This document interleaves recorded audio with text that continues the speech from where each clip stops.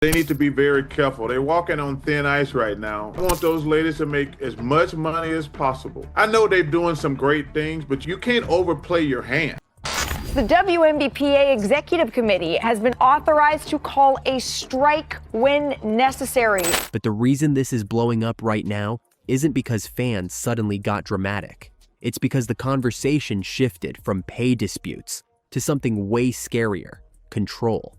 So it looked like Caitlin Clark is being blamed for the epic fail for the WNBA. Now, it's no secret that the WNBA has hostile players, bro. We all witnessed it during the 2025 and 24 season. These players pretty much hate Caitlin Clark with a passion. And I'm here to tell you right now, the hate is growing even stronger because many people in the Players Association and people in the media is blaming Caitlin Clark for potentially being the one holding out when it comes to the CBA not getting done. And once the word lockout enters the chat, everything changes. Because a lockout isn't a debate, it's a shutdown button. If you're wondering why Caitlin Clark keeps getting dragged into this, that's the point. This isn't just about one contract or one player. This is about who controls the future of the WNBA now that the money is finally real. But here's where it stops feeling like negotiation and starts feeling like disrespect. When a deadline gets ignored, the message is simple. We're not in a rush, and you can't force us. That's why people are framing it like the players' union lost it. Because deadlines aren't just dates, they're leverage.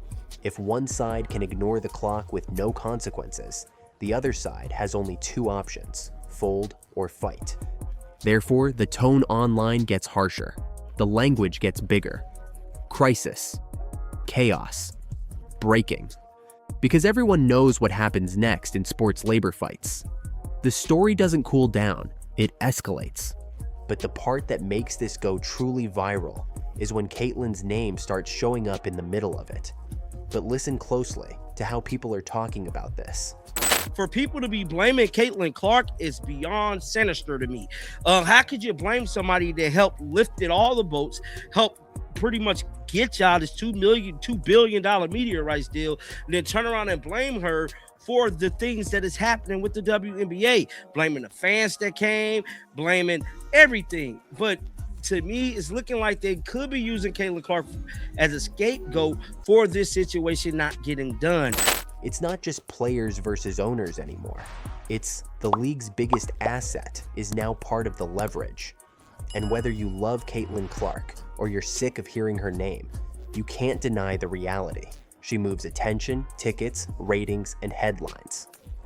Caitlin didn't start the CBA fight, but her popularity makes her the center of it. Therefore, people start framing the entire debate around a simple question.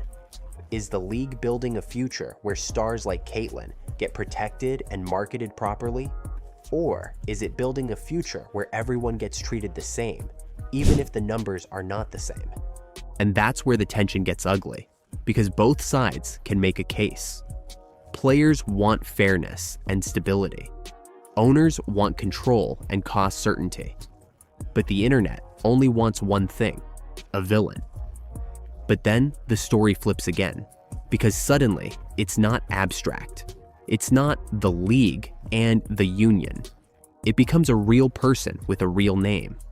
But this is why creators love tying a star player to negotiations, because it instantly makes the situation feel personal. It turns labor talks into somebody just made a move. And when a top name gets linked to CBA turbulence, fans read it as a signal. When a star is connected to negotiation chaos, everyone assumes more stars are about to follow. When it's looking real spooky with Napheesa Collier, man, as ratings drop for Unrivaled, now she's trying to use Caitlin Clark as leverage in these CBA negotiations. We heard Napheesa Collier stating that, well, in my process of running a league, I understand how viewership works. I understand how all of these different tangibles play a factor with getting a media rights deal done, with getting players the correct salary. Well, I am here to tell you, dog, judging off the latest information. Therefore, people start asking the scary questions. Is this the first crack? Is this the warning shot? Is this what it looks like right before a league-wide fight turns into a league-wide problem? And here's the sneaky part. Even if nothing official has happened yet, the perception alone can change behavior. Fans panic. Media spins up. Comment sections go nuclear. Players get asked about it. Coaches get asked about it. The league gets forced to respond to a story it didn't want to become public. But while everyone is staring at CBA language and union pressure, another headline hits, one that feels unrelated, until you realize it's the same power struggle in a different costume.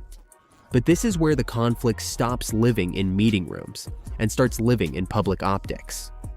The Olympics aren't just games, they're branding, they're politics, they're legacy.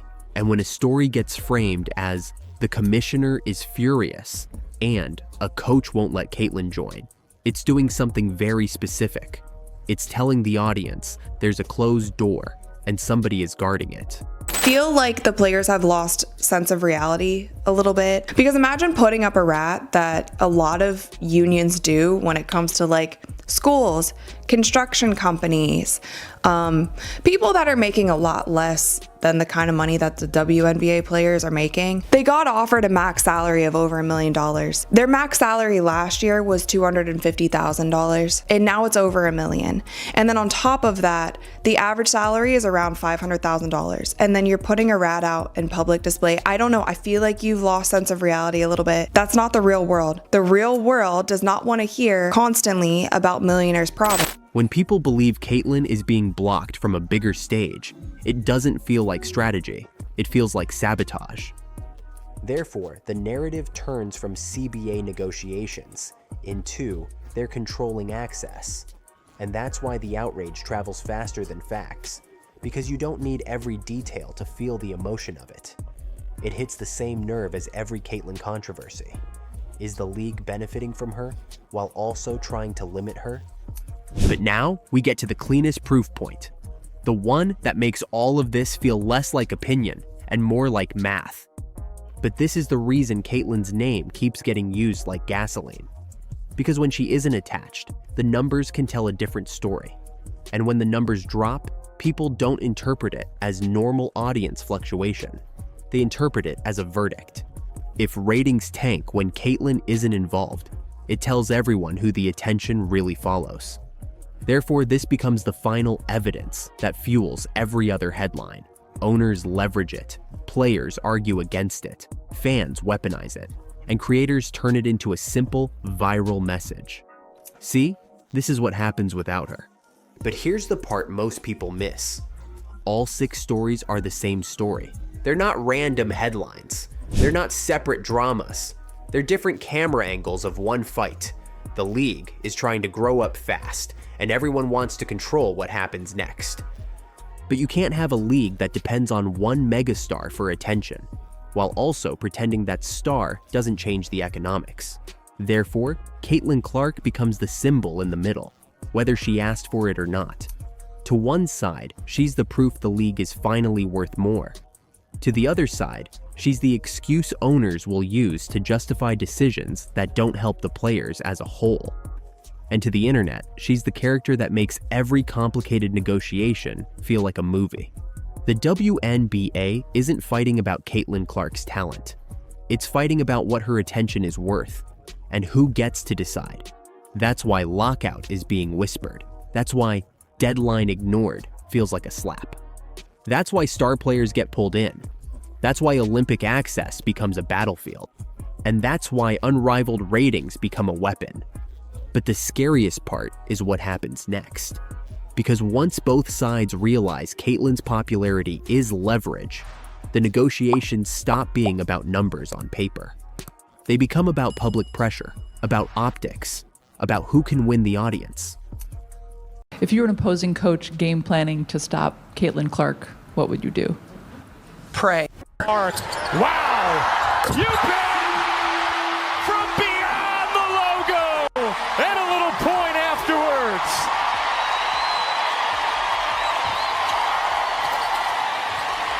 She knows how to spark the crowd. They're all the same fight, Because right now, the WNBA isn't just basketball, it's attention. And Caitlin Clark is the center of that attention, whether the league likes it or not.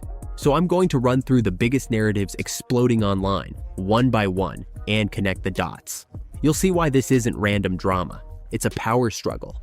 Headline number 1. And this is the one that keeps coming back in different forms.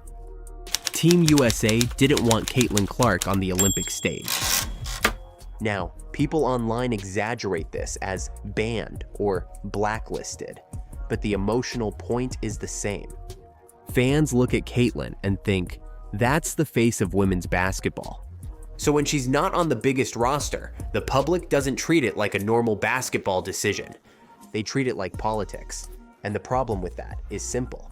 Once fans decide it's politics, every coach, every executive, and every person involved becomes a target. Therefore, the internet doesn't ask, was it the right roster? They ask, who blocked her? And once that question starts trending, everything gets messy. You get sources, you get inside reports, you get tense meetings. You even get people claiming decision makers are losing their jobs over it. Some of that is real pressure, but some of it is just the internet trying to build a villain. But either way, it turns Team USA into a symbol, not a basketball team. A symbol of who the sport wants to protect. And if you're Caitlin Clark, that means every big decision becomes a referendum on you. Headline number 2. Angel Reese got overlooked again, and fans are furious. That's the pattern, even when the exact details change. Because Angel lives under a microscope too. But it's a different microscope than Caitlin's. Caitlin gets judged like a savior. Angel gets judged like a provocation. So when Angel doesn't get a nod, whether it's a roster conversation, a media push, or a major honor, it becomes instant outrage. And here's why. People don't just debate Angel Reese as a player. They debate what she represents. Therefore, every headline turns into a moral argument, not a basketball argument. One side says she's disrespected. The other side says she's overrated. And the league gets caught in the middle because the league wants attention. But the attention it's getting is pure conflict. And the craziest part is this. The internet doesn't even need a real incident to keep the feud alive. It just needs a new angle. Because Caitlin versus Angel is the easiest story engine in women's sports. Different characters, same machine. But the machine doesn't care who wins. It just needs you to pick a side. Headline number 3. Paige Beckers is getting pushed as the next Caitlin. And it's backfiring. This is a huge reason the discourse has gotten so toxic. Paige is a star, a real one. She's skilled. She's marketable. She has the story. But the moment people start forcing her into a Caitlin comparison, the internet turns it into a fight. Instead of letting Paige be Paige, they turn it into, is she better? Is she more polished? Is she the real deal or hype? But that's not fair to Paige, and it's not even about Paige. It's about the audience craving another face of the league. And Caitlin broke the system. She didn't just bring fans. She brought new fans who don't care about tradition. They care about impact. They care about moments. They care about highlights that feel like NBA energy. Therefore, anyone mentioned near Caitlin gets pulled into a ranking war. And that's how you end up with ridiculous labels like fraud or hoax floating around. Not because there's some secret scandal, but because comparison content is fast, easy, and viral. But it damages the sport long term because it teaches casual viewers one thing. Women's basketball only matters if it's a feud. Headline number 4. Nike just made it clear who they're betting on. This is the quiet part that changes everything. Because brands don't spend millions for fun. Brands pick winners. And Nike doesn't sell shoes. Nike sells legacy. So when Caitlin gets a major campaign, the message isn't subtle. The message is, this is the athlete we're building around. And the hidden meaning people talk about in ads usually isn't a secret symbol. It's how they frame her. They don't frame her like a rookie. They frame her like a movement. They don't show her fitting in. They show the game adjusting to her. Therefore, every time a brand pushes Caitlin harder, it creates a tension inside the league. Because now it's not just WNBA fans watching. It's casual sports fans. It's NBA fans. It's young athletes who never watched a WNBA game before. And once those people enter the room, the old gatekeeping starts to crack. But the league has to decide what it wants. Does it want growth or does it want control? Headline number 5. The Fever locker room looks different now, and you can feel it. This is where names like Sophie Cunningham and Lexi Hull start trending next to Caitlin. Not because they're chasing attention, but because the audience is craving one thing: protection. Fans don't just want Caitlin to hit threes. They want her to stop getting hit. They want to see the Fever push back. They want to feel like the team is done being polite. And that's why insider clips go viral. A hard foul, a teammate stepping in, a post-game comment that sounds just angry enough. A moment where the camera catches a stare. That's all it takes. Because to the public, that reads like, oh, something is happening behind the scenes. Therefore, the story becomes bigger than basketball. It becomes, is the league targeting her? Are refs letting it happen? Are her teammates fed up? And when that narrative takes over, the league loses control of the messaging. Creators control it. And creators will always push it further than the truth, because the truth is slower. Drama is faster. Headline number 6. Off-season leagues are becoming leverage, and it's freaking people out. This is what all the talk about unrivaled and side leagues really means. It's not the WNBA is dying. It's leverage. Players want options. Sponsors want stability. Fans want the biggest stars in one place. But once new leagues enter the conversation, it creates uncertainty. And uncertainty spreads like wildfire because it threatens the one thing the WNBA needs most right now: momentum. Because the Caitlin Clark era is bringing new viewers in. But if those viewers feel like everything is chaotic, politics, jealousy, messy narratives, constant feuds, they won't stay. They'll leave, and they'll take the boom with them. Now step back and connect all 6 stories. Team USA drama shows who gets protected. Angel Reese drama shows how identity gets weaponized. Page comparisons show the internet's obsession with the next Caitlin. Nike campaigns show the money has already picked a side. Fever tension shows the league is getting more physical and emotional. And side league chatter shows the power structure is shifting. Therefore, here's the real question. Is the WNBA going to treat Caitlin Clark like a foundation or like a resource to strip mine? Because a lot of people love saying, Caitlin will save the league. But at the same time, they act like they want to humble her. They want her to earn it. They want to punish the hype. They want to control the narrative. But you can't do both. You can't ask her to carry the league and also let the league chew her up. And the scary part is this. It only takes one more moment, one more roster controversy, one more clip that looks like targeting, one more brand move that feels like a power play for everything to tilt. Therefore, watch what happens next, because the next big story won't be about a highlight. It'll be about whether the league finally admits what this era really is, a basketball boom or a civil war. Look like Caitlin Clark has told the shocking truth about her 2025 injuries. Now, when it comes to Caitlin Clark injuries, bro, we know that was a topic of discussion here on my channel and around the sports world. It was looking like, from the outside looking in, that the Indiana Fever was doing a poor job in making sure Caitlin Clark returned to the basketball court.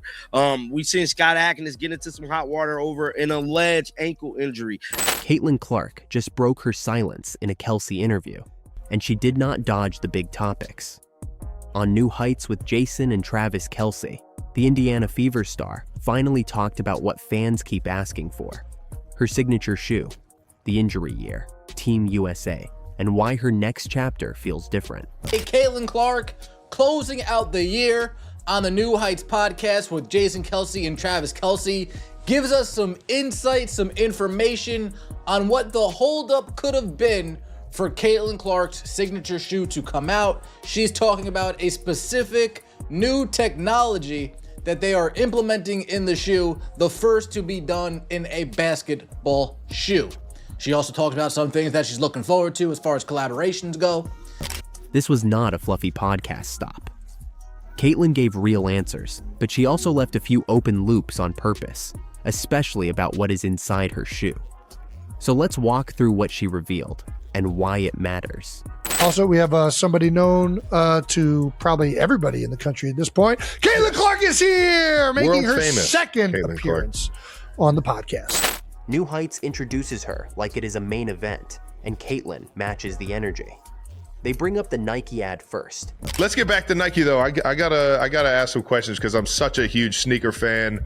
You said that you're wearing the new kicks coming up this season. Yeah. I honestly, for everyone that doesn't know like the process that goes into like making the sneakers, like how long in advance has it been, or like when does it all start? Do they come to you with a shoe, a bunch of shoes? Do you kind of get to tweak them here and there? How is that process? Yeah, I think it's honestly been like probably one of the coolest things I've got to do since, honestly, the process started at the end of my senior year when I was at Iowa, because I was deciding what shoe company I was going to go with. And I talked to Nike, Adidas, and Under Armour, and they all offered me a signature shoe, obviously some faster than others. And, you know, everybody knows Nike makes the best product. It just kind of takes a little bit longer. And so I grew up wanting to be a Nike athlete. Every kid does. Nike, Jordan, like that's the premier brand, and everybody knows that. Caitlin explains why it felt personal. The people in it are real parts of her journey, not random faces. Therefore, the ad feels less like a promo and more like a message. But the bigger point is what she says about the rollout. Caitlin explains the campaign is the start of a longer build that leads into her signature shoe. Fans want a date, but she does not lock in a day. She does make one thing clear though. This is a full runway, and she says the plan is for the shoe to eventually drop after this year-long launch. It's probably been like a year and a half now of like figuring out what exactly I want. And I think probably the most challenging part of it is like you want it to be unique, but at the same time, like I have to be comfortable wearing it. So I think we kind of like, you kind of take what you know you're comfortable in. Like obviously I play in a lot of Kobe's, but at the same time, I don't want it to be a Kobe. I want it to be something very unique to me and a little bit different. And I think for myself, like, you know, I kind of think about like what's kind of been important to me when I think about like shoes or sneakers. And I think like just the chaseability of them and like. She also hints at the part fans care about most, wearing it on the court. She talks about getting people excited with the logo first, and with merch already out. Even the Kelsey brothers are wearing it, which makes the moment feel real. Therefore, this is not a rumor anymore. It is a rollout. But more so, I think I'm more excited about like making the certain colorways or collabing with certain brands or whatever it is. I know I definitely got a Chiefs colorway on the way, or PE or something. Maybe we can get Andy Reid to like coach in them at some point or something. Are you kidding me? Or we can turn him into a cleat, or we get something like that. Oh, but listen, you're speaking to me now. I'm game. Then the tone shifts to the part she could have avoided: injuries. Caitlin says it was not one setback, it was a cycle. You rehab, you return, something else pops up, and suddenly you are behind again. She admits it was draining, because when you cannot run for a while, it feels like you have to learn your body all over again. So to get back out there, it had been a minute. So like it was just obviously a long and like tough year of reoccurring injuries. And like you guys know how that goes. Like when you get one nagging thing, it kind of leads to another. So it wasn't obviously how I envisioned it, and it stunk, but like we still kind of found a way. Like our team, like we had like 6 of our players go down with injuries. It was unreal. And we still had a great year, made it to the semifinals. And yeah, we were like a game away from the finals. And so that was pretty impressive considering kind of what we went through. But it was a long process to like just get back on the court. Cause when you have like the groins and the, you know, quads and whatever you're dealing with, it's like you don't run for a while. So like it's weird like learning to run again in a way. But she does not use it as an excuse. She frames it like a test of patience. You still have to show up. You still have to stay locked in. You still have to love the grind, even when your body is not doing what you want. And then on top of that, like going to like play versus the best players again and like just getting tossed out back into the fire. But it was fun. Like, I mean, I probably wouldn't have wanted it any other way. Like you get thrown back out there with the best players in the world and you see like you're right where you were before you got hurt. And it was only 3 days. So it was cool. And it was at Duke, which is obviously one of the most historic basketball places ever. So that was a pretty cool thing too. She also points out the Fever dealt with injuries too, and they still found ways to compete. Therefore, the year did not go how she pictured it, but it sharpened her mentally. And right when you expect the conversation to stay safe, Team USA comes up. Caitlin explains she went to camp, and it was fun, but intense. She basically got thrown back out there with the best players while she was still building back her legs. She even mentions being at Duke, which makes it feel like a serious basketball moment, not just a photo op. Then she lays out her timeline in a calm way. World Cup in 2026, Olympics in 2028, no begging, no drama, just focus. Therefore, it sounds like a plan, not a hope. But Caitlin also shows the human side of it. They joke about jersey numbers, and she explains she got number 17 as a newcomer. It is not some perfect story. It is just what you get when you are the new person in the room. She also mentions international rules can limit number choices, so you learn to take what you are given and move on. After that, they shift to something lighter, dunking. Caitlin is honest. A lot of dunking is genetics and timing, but she flips it into a real lesson. Shooting can be learned if your form is built early. And this is where she shares a detail that explains a lot about her game. She talks about how her dad would not let her launch deep shots with bad mechanics. She hated it at the time, but he kept forcing the basics. Therefore, the range you see now is not just talent. It is years of doing it the right way. But the centerpiece of the interview is still the shoe. When they circle back, Caitlin confirms it was not only Nike calling. Other big brands came to the table with offers, including the promise of a signature shoe. Some paths would have been faster, some would have been easier. But she chose Nike anyway, and her reason is simple.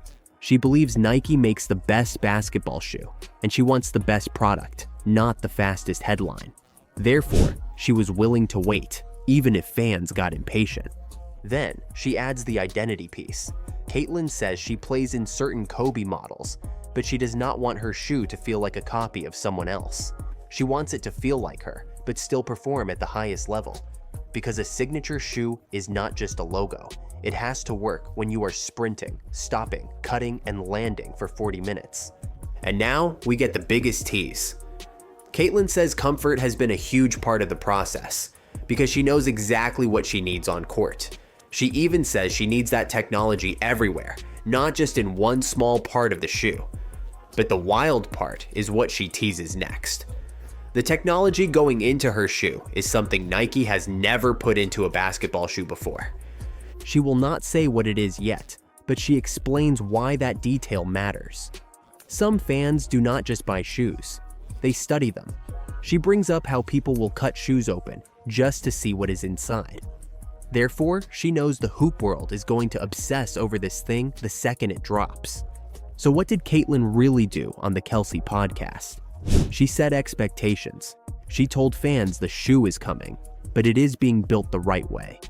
She admitted the injury year was rough, but it strengthened her. And she made it clear Team USA is part of her future with a real timeline. But the biggest change is the vibe. Caitlin sounds more certain.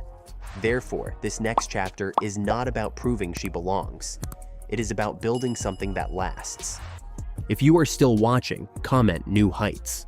Because the moment that shoe finally hits the court, the league is going to react.